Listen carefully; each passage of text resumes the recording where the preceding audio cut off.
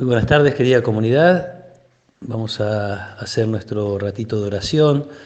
Hoy, siendo la fiesta de San Bartolomé, dejamos por un momento el Evangelio de Mateo que veníamos leyendo y leemos un pasaje del capítulo 1 de San Juan.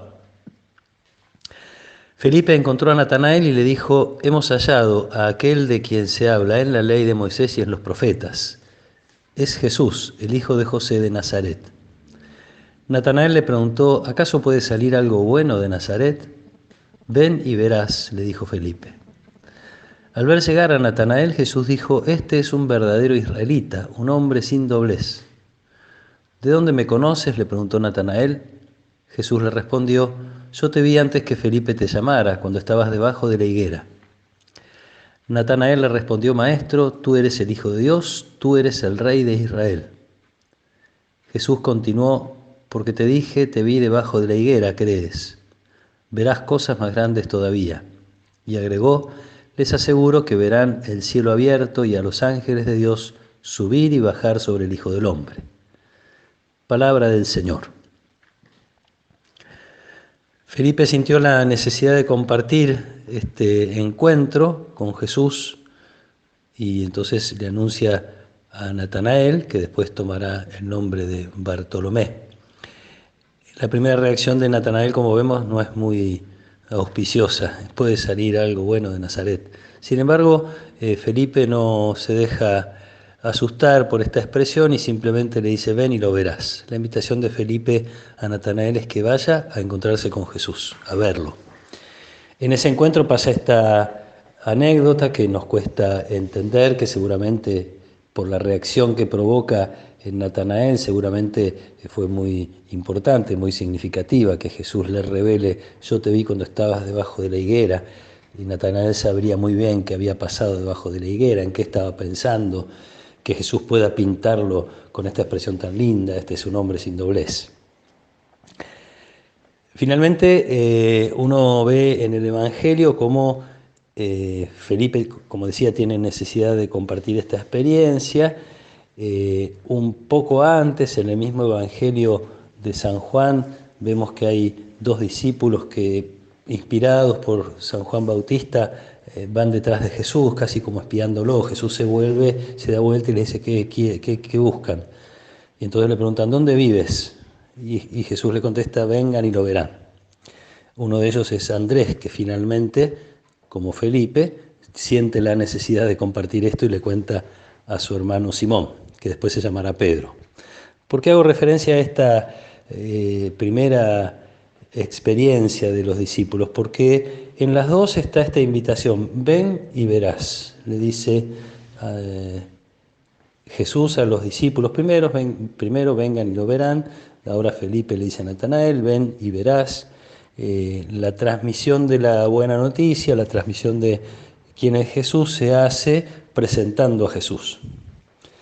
Incluso Felipe tiene esta capacidad de saltar por encima de la primera reacción de Natanael y simplemente insiste en que vaya a verlo. Ven y verás.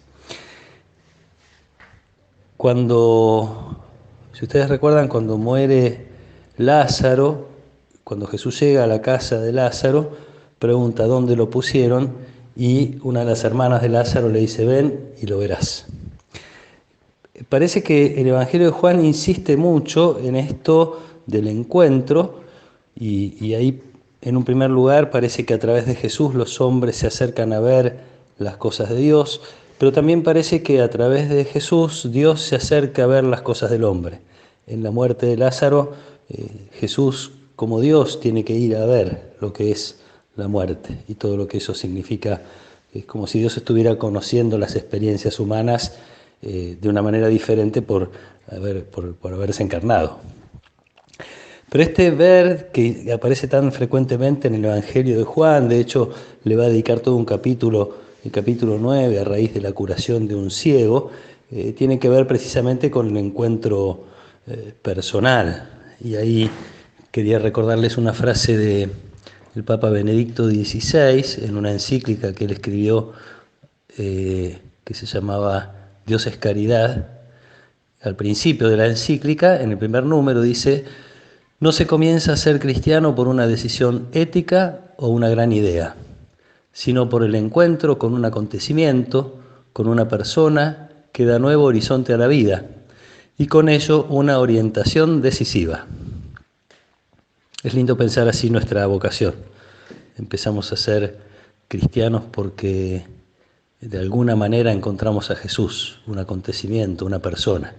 Y ese encuentro provocó un nuevo horizonte y una orientación decisiva, ¿sí? Para celebrar lo que fue, lo que es nuestra vocación y también para pedir juntos que no se nos pierda esta frescura, que cada encuentro de oración sea como este nuevo ver a Jesús, ir para ver a Jesús, estar con Él y renovar la mirada para no perder el horizonte ni la orientación decisiva de nuestra vida. Y también no solo eso, sino compartir esta vocación de quienes, habiendo conocido a Jesús, necesitan, como quien dice, ir a buscar a otros, ir a agarrarlos de la mano y llevarlos. Vení a ver esto que tenemos, esta experiencia linda que hemos hecho habiéndonos encontrado con Jesús. Vamos a darle gracias a Dios por habernos llamado, por habernos regalado la fe, y los invito a que pidamos también que en lo personal y como comunidad cada vez encontremos mejor la manera no de transmitir cosas éticas, grandes ideas, sino lograr que todas las personas puedan encontrarse con este acontecimiento, con esta persona que es Jesús, que les pueda dar un nuevo horizonte a su vida y una orientación decisiva, como lo decía Benedicto XVI. Que el Señor los acompañe en esta tarde, los proteja y los bendiga. En el nombre del Padre, y del Hijo, y del Espíritu Santo. Amén.